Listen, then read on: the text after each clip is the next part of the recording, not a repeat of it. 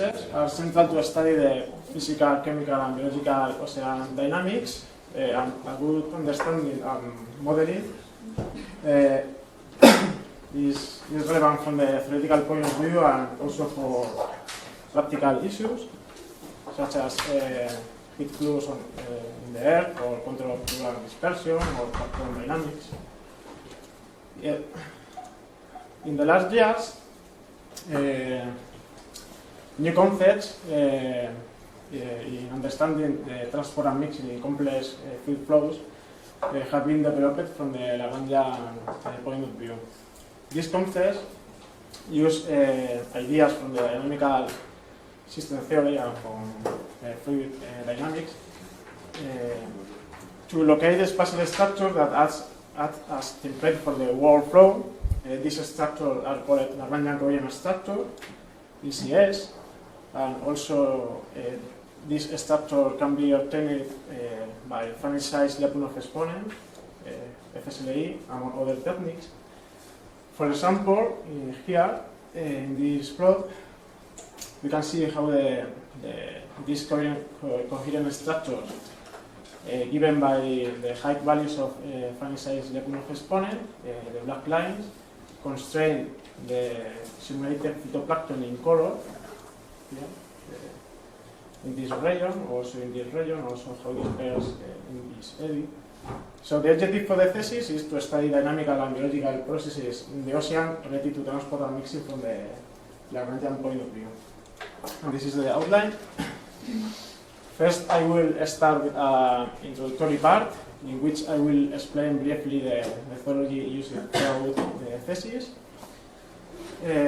Then I will show the study on reliability of finite size Lyapunov exponent to characterize the coherent structures in surface marine flows.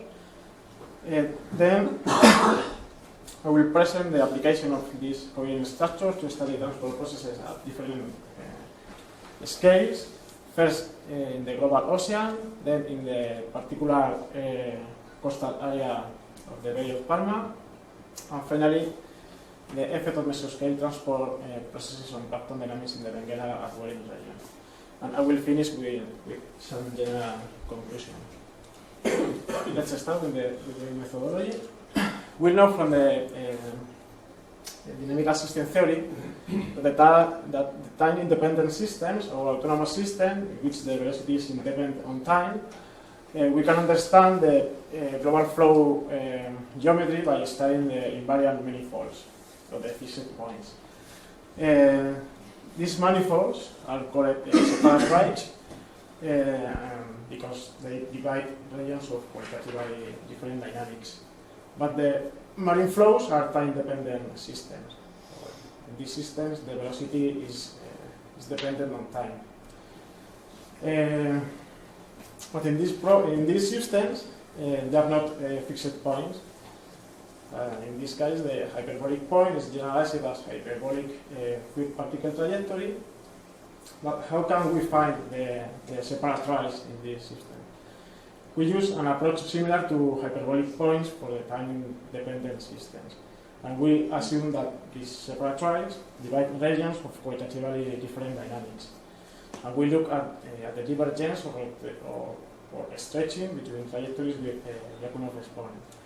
And because the asymptotic character of the classical definition of Lyapunov exponent it is not suitable to analyze finite systems or system defined in a finite time and spatial interval.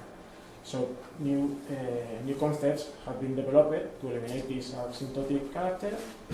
We have the finite time Lyapunov exponent and the finite size Lyapunov exponent, and we choose the finite size Lyapunov exponent for our studies. We obtain this Lyapunov exponent with this formula. We can see that lambda depend on the initial position of the particles and also depend on the initial time of the integration.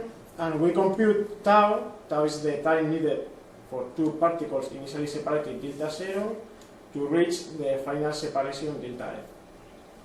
So in this way, the FSLE represents inverse time for missional fluid pulses between the scales delta 0 and delta F. It's important to know that for following analysis that this delta 0 is the spatial resolution of the FSLE field. And now, to have an idea of how are these manifolds in this plot, I've got the stable manifold and the unstable manifold here. And if we put an initial circular parcel of fluid on the stable manifold, this parcel will be repelled by the stable manifold, and finally will be stretching, attracting along the unstable manifold. This is because the unstable manifold is called attracting Lagrangian coherent structure, and the stable manifold is called repelling Lagrangian coherent structure. And we compute this Lagrangian coherent structure from ridges of the FSLE field. So from height values of FSLE which have a line-like shape. In marine flows, these coherent structures are time-dependent, and also these considerations are heuristic because they are not theorems for finite size Lyapunov exponents. And as an example of a Lagrangian diagnosis from finite size Lyapunov exponent, we use velocity data from the ECAS model adapted to the Mediterranean Sea. We only analyze the area of the Balearic Sea, located in the western side of the Mediterranean Sea. This is Mallorca. This data has a resolution equal to 1/8 degree and a time resolution equal to 1 day. And we compute the trajectories from this equation of motion in spherical coordinates, where phi is the longitude, theta is the latitude, u is the longitudinal component of the velocity, v is the latitudinal component of the velocity, and capital R is the radius of the Earth. To compute the Lyapunov exponent, we use our initial spatial separation between particles equal to 1/64 degree, so it's 8 times finite than the spatial resolution of the velocity data, and we use a final distance of the particles equal to 1 degree, which is the mesoscale size of these latitudes. This is a snapshot of this spatial distribution of the FSLE, and we can observe structure like eddies, this mesoscale eddy or this mesoscale eddy. Mesoscale is the scale less than 100 kilometers, around 100 kilometers.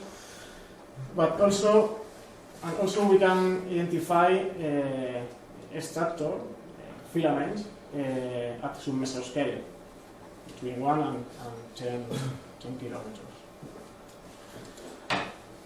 Here I summarize some properties of FSLE. They reveal the dynamical structure in the flow which strongly organizes the fluid motion, like eddy, filaments, front. They give additional information of oceanographic interest, characteristics, time scale, and stirring intensity. They reveal oceanic structure below the resolution of the velocity field, and they are a natural framework to study interaction aerodynamics chassis. But is true this property? They reveal oceanic structure below the resolution of the velocity field, or introduce artifacts in the results. This question opens other questions like that.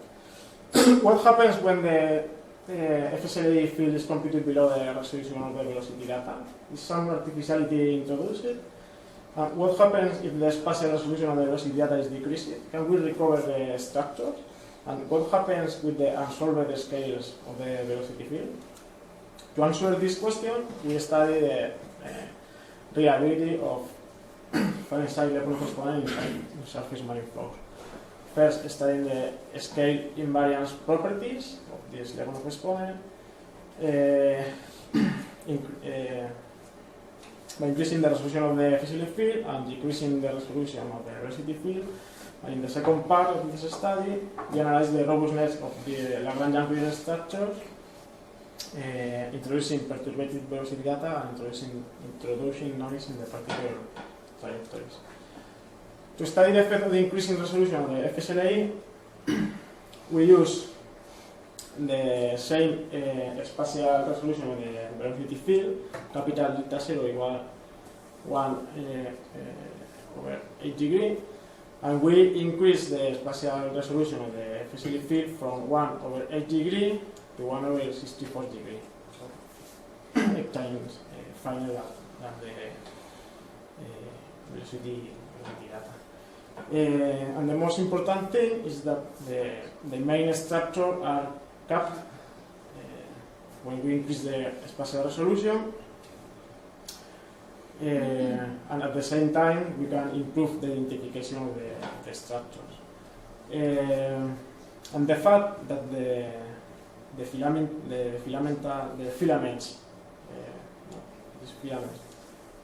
from this become finer. This fact is a signature of multifractal systems. Actually, when we compute the PDFs, the probability distribution function at different spatial resolution in this plot, the red line corresponds to the coarse spatial resolution and the magenta corresponds to the finer one. And we observe a scale dependence in the probability distribution function. The PDF narrow and the height of the peak increase when the spatial resolution increase. In this way, the FSLE display a multifractal character and no artificiality is induced under change in scales. To study the effect of decreasing the velocity field, we decrease the velocity field from 1 over 8 degree to 0.5 degree, the top figures. In the bottom, I show the corresponding FSLE at the different spatial velocity resolution, and we observe that the main structure remains when we decrease the spatial resolution of the velocity data. To compare these maps, we compute the relative errors between the maps. First, we compare the coarser, using the coarser velocity data, the coarser with the finer velocity data, and we only analyze the difference between the structure, the Lagrangian coherent structure, given by height value of lambda. So we impose this threshold and the computation of the relative error. So we obtain first we compare this one and this one, relative error less than 0.55. This value is large, but because we are taking into account in this computation of the relative error values that appear here in Lagrangian structure but not appear in this map. But when we compare the other maps, we observe that we obtain that the relative error is less than 0.2. Then we analyze the robustness of the Lagrangian coherent structure. First, when we introduce error in the data, so we get a perturbative velocity data u prime and v prime by introducing a random number eta given by sets of Gaussian random number with mean 0 and variance 1, and we use the parameter alpha, which is the relative size of the perturbation. Here on the left, I show a snapshot of FSLE using the original data, and on the right, I show another snapshot at the same day, but using a size of the perturbation equal to 10.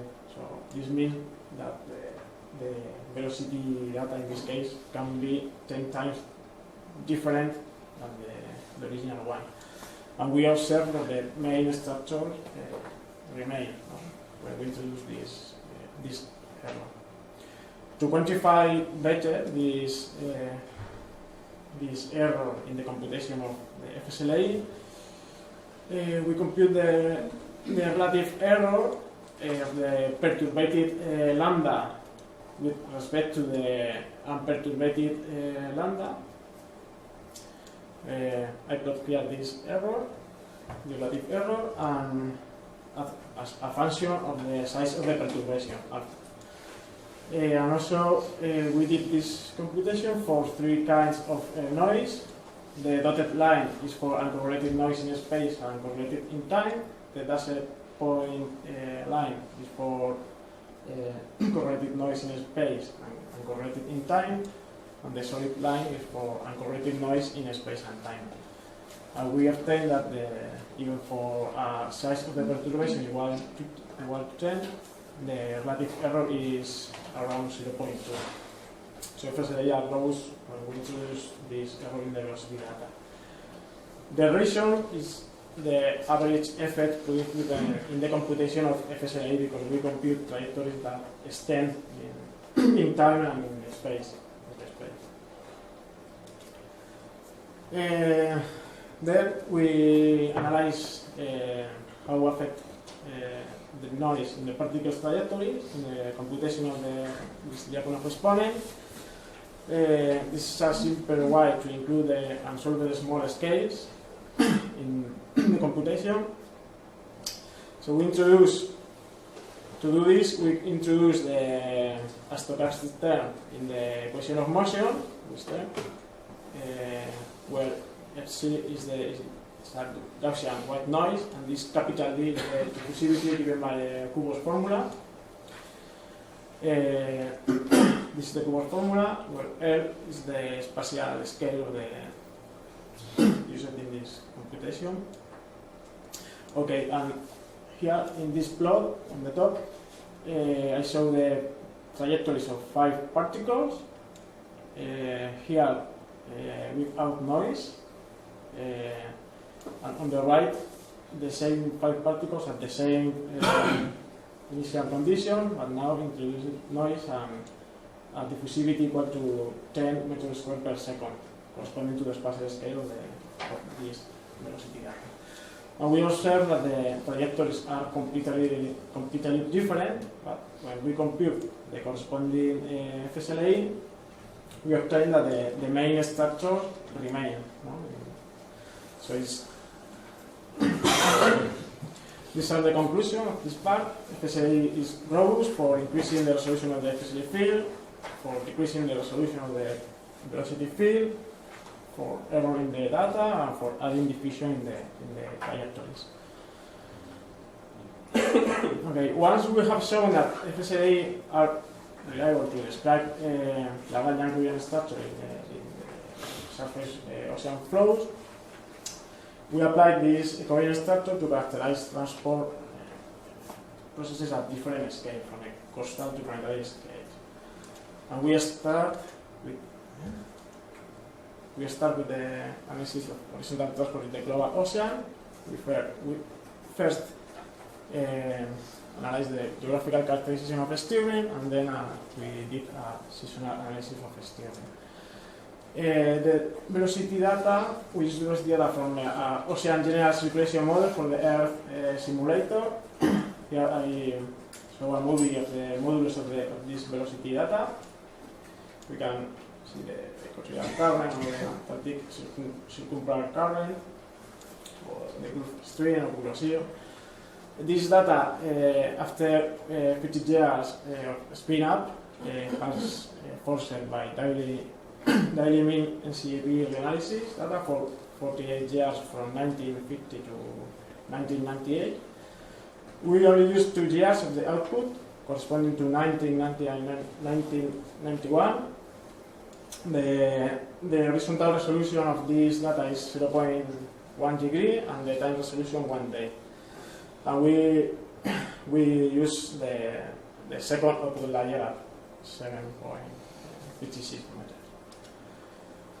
meters. Now we use this formula to obtain the Lyapunov exponent, in which where we introduce a latitudinal dependence in delta f, in the final distance between the particles, and we introduce this dependence because in this computational global scale, the size of the mesoscale structures decrease with the Rossby deformation radio.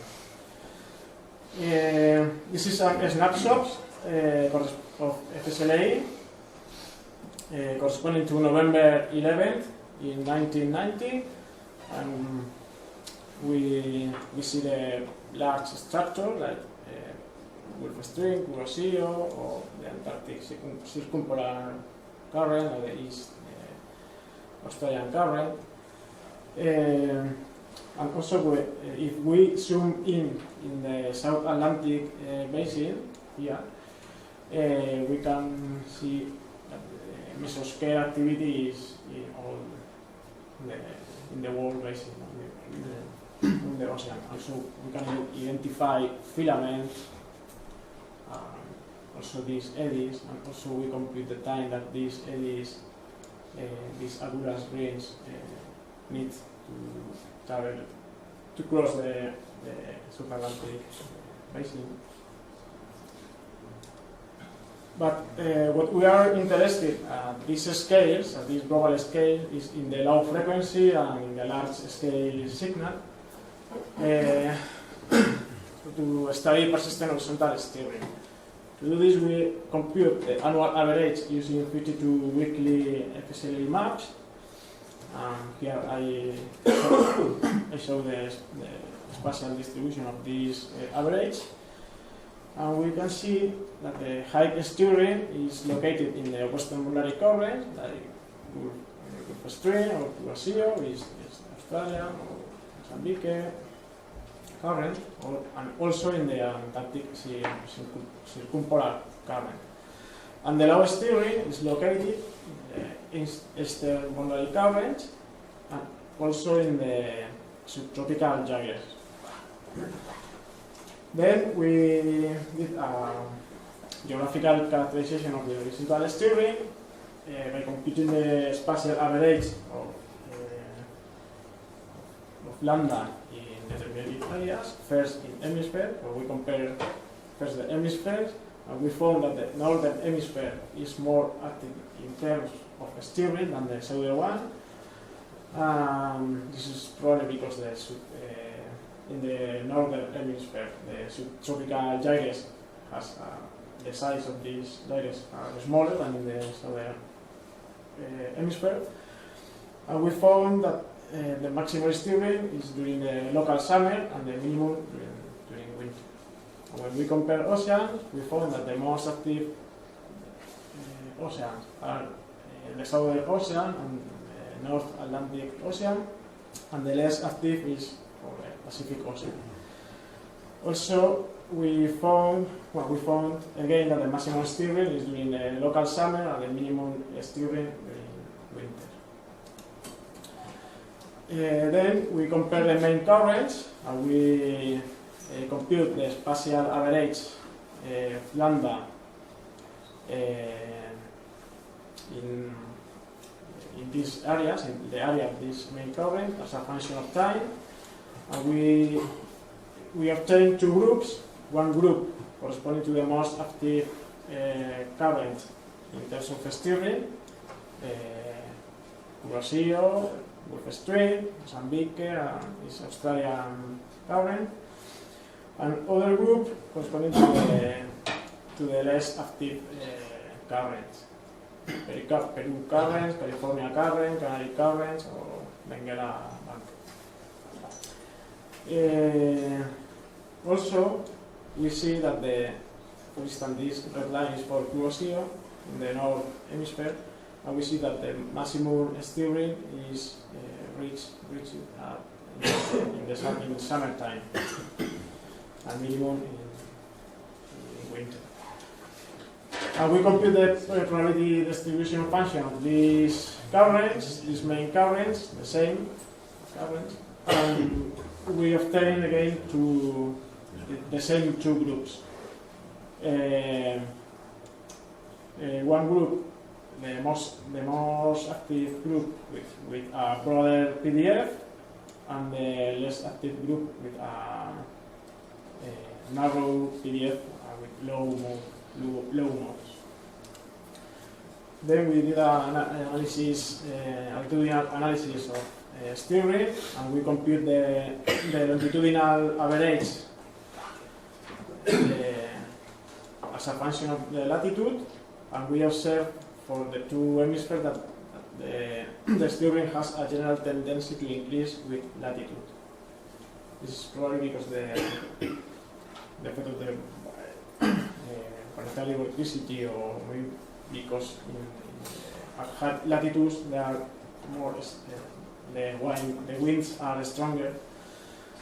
And also we compute this longitudinal average as a function of latitude for in the summer time and for in the winter time.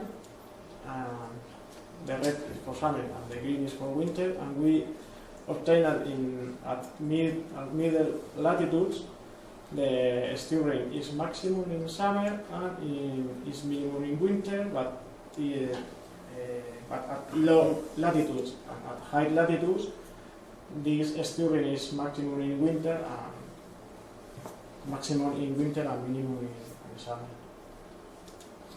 Okay, so this global this study, world ocean, is important to global analysis. But now we want to know what happens with the transport in a small region, or what happens with the small scale. So we study the Lagrangian transport in the particular coastal area of the Bay of Palma. We characterize the coastal Lagrangian structure, and we analyze the relation of the Lagrangian structure with the structure of resident time. The Bay of Palma is inside this board. Is located in the south-west part of Mallorca. It's a semi-enclosed area, only open in the south part. This velocity data are obtained from a numerical model, ROMS.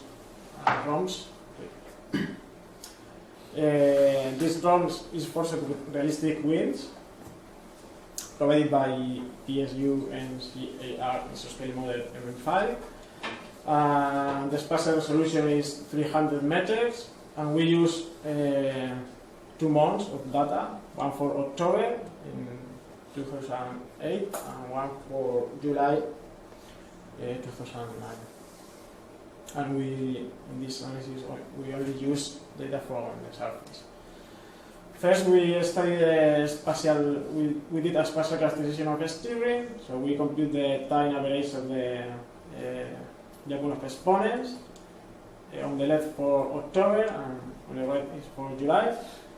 And we observe that the pattern of this steering is different in both months, so it's time dependent.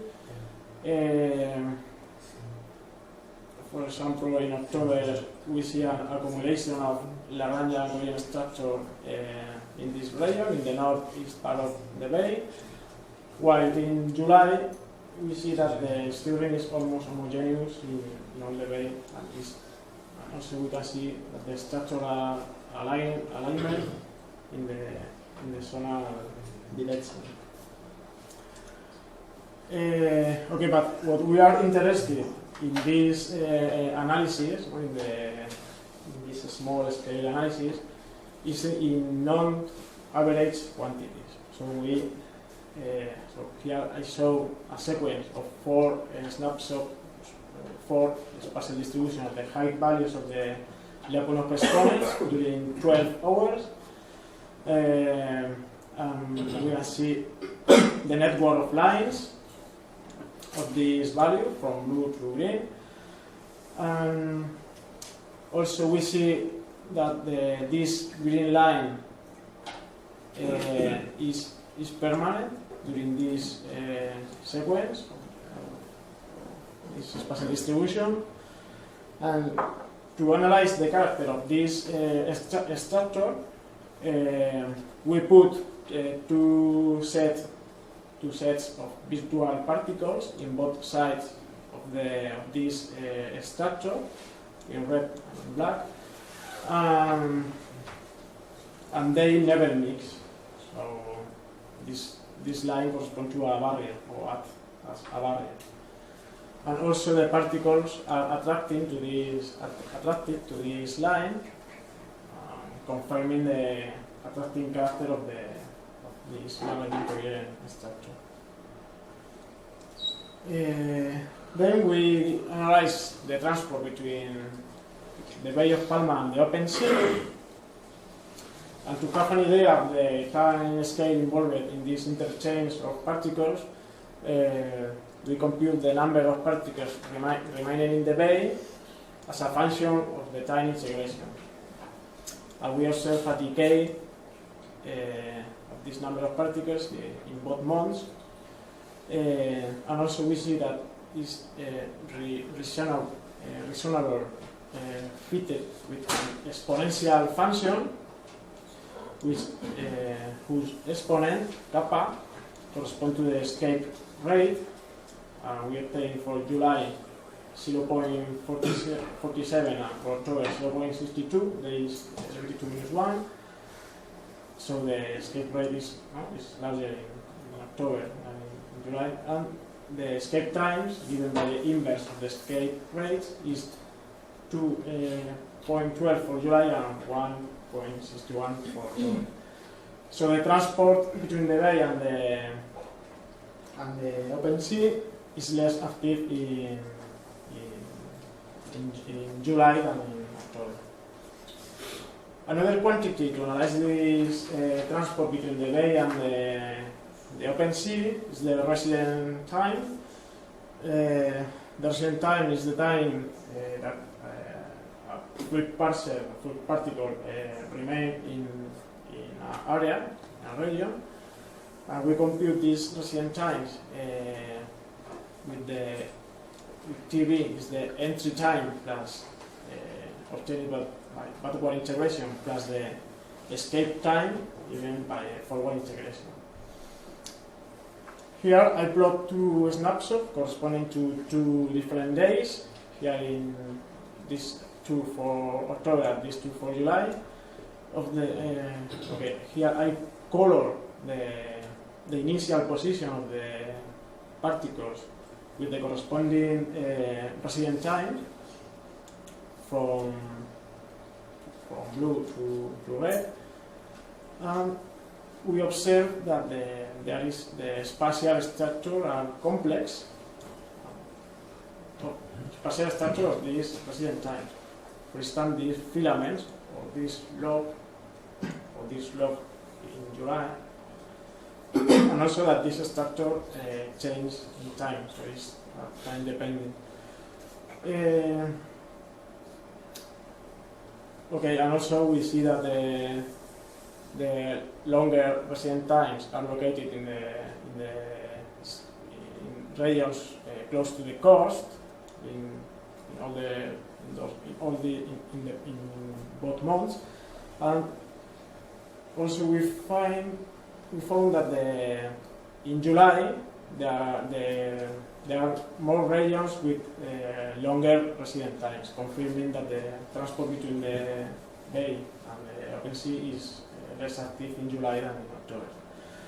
But the most important thing here is the correspondence between the Lagrangian coherent structure and the structure of resident times. I plot the height values of the backward Lagrangian coherent structure in black, the black lines, and the height values of the forward Lagrangian coherent structure in white. And we see how areas with different resident times are separated by these Lagrangian covariant structures.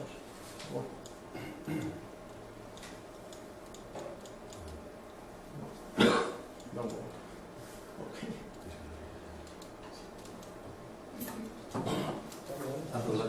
Dale el portátil.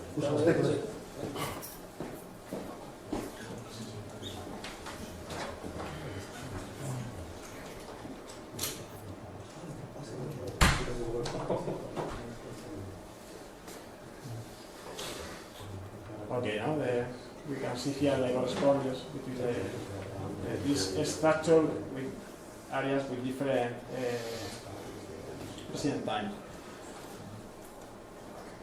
Okay. So we are studying how is the transport processes at different scales, and now we are interested in how affect these the transport processes on the biology.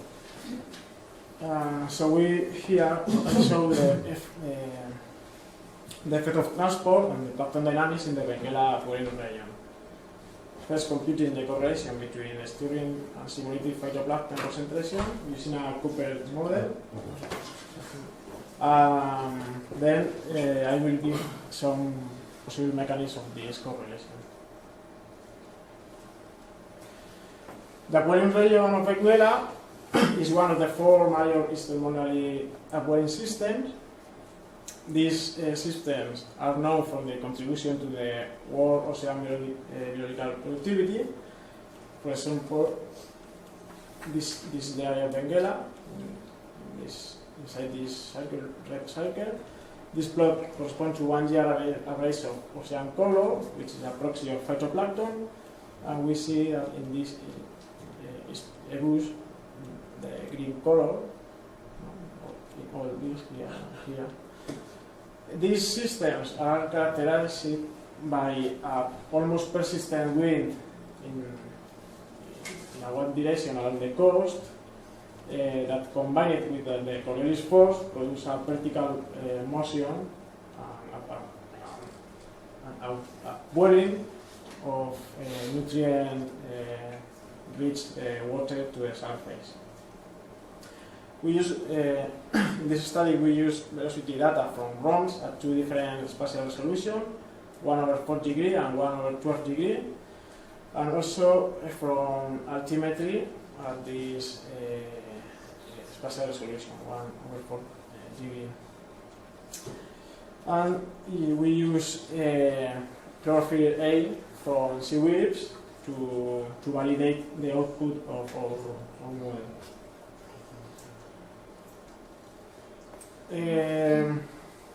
To model the time evolution of a nutrient phytoplankton and zooplankton ecosystem affected by the flow, we use an advection and reaction and diffusion system equation. In the advection term, we couple the aerodynamics and the biology. This is the velocity given by the velocity data I showed before. For the reaction term, I use a simple MPZ model, and in the diffusion term, we include this diffusion coefficient, capital D, given by the Kubos formula. This model is 2D because we use horizontal velocity data, but we include this term to introduce the vertical supply of nutrients. This term is given by this function, capital S, which is the strength of the upwelling, and depends on the position and the time. And in this plot, I show the profile of this strength of upwelling. Each peak corresponds to upwelling cells in Benguela, and we use one value for summer and one profile for winter. The systems question are solved using a semi-Lagrangian algorithm. and we obtain this is the output of of our model, or this is the simulated phytoplankton in the top figures. This corresponds to annual average of this biological component. On the left, we use the velocity from satellite. In the center, we use the velocity from ROMS at 1/4 degree, and on the right, we use the velocity from ROMS at 1/12.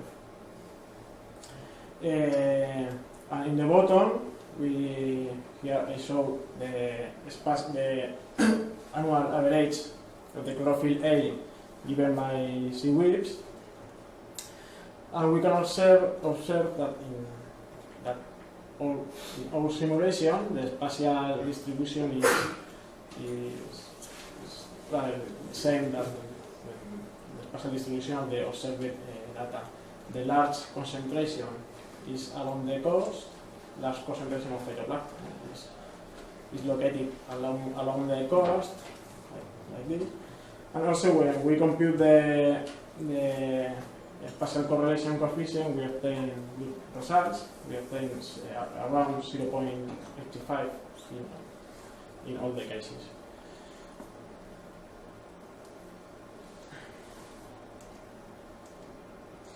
Okay, but now we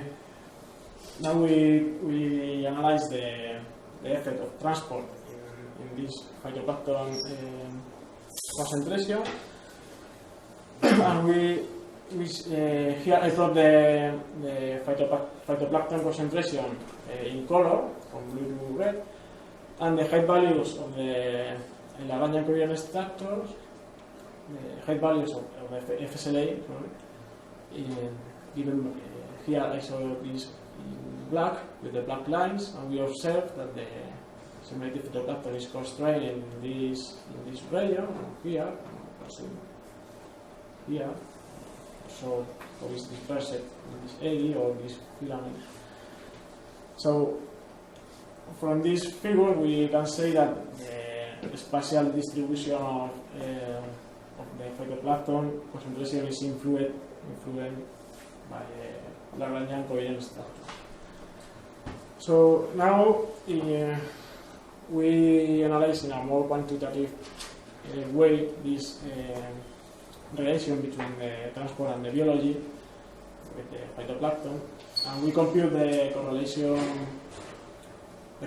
between the spatial average of the phytoplankton with the spatial average of the stirring, the FSLA, and we did this in different regions. The black dots correspond to the north regions, the red dots correspond to the south region, and we did a linear regression, and we obtained in all the cases, even when we make for the whole area in blue, the blue line, that a negative correlation. So we found an inverse relationship between the FSLA and phytoplankton.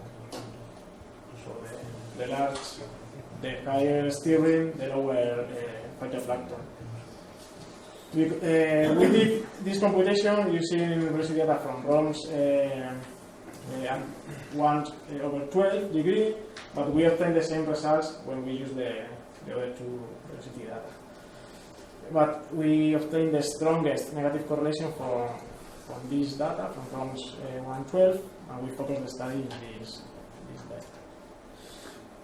Here I show some possible mechanisms behind this negative relationship.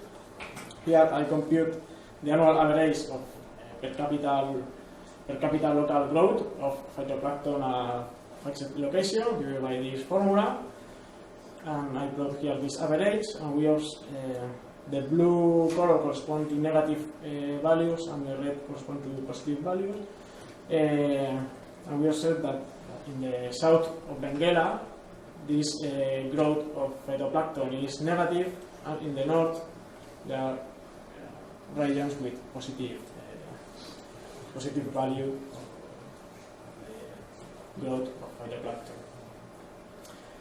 Actually, when we compute the longitudinal average here as a function of the latitude, we see that the negative values are more negative in the south than in the north region of Benguela. But this local growth of phytoplankton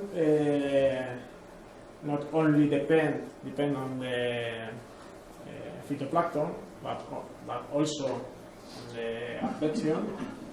So we compute the net, we compute the flux to analyze the net horizontal transport of phytoplankton by the flow.